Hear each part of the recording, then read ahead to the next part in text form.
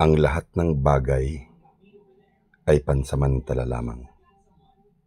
Oo, walang permanente. Kaya't para sa magkakapatid, lalong higit doon sa mga wala ng magulang, magmahalan kayo, magtulungan, magdamayan. Dahil iisang dugo at ugat ang inyong pinanggalingan.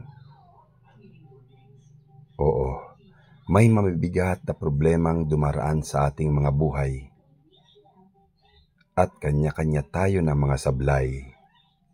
Subalit mas mabigat ang dugo, mas matimbang, mas malapot kaysa tubig na kailangan upang mabuhay ang katawang lupa, at mas malapot kaysa alak na nagpapatamis at nagpapapait ng maraming relasyon ng tao sa lupa. Uulitin ko, bilang magkakapatid, magmahalan kayo, magkampihan.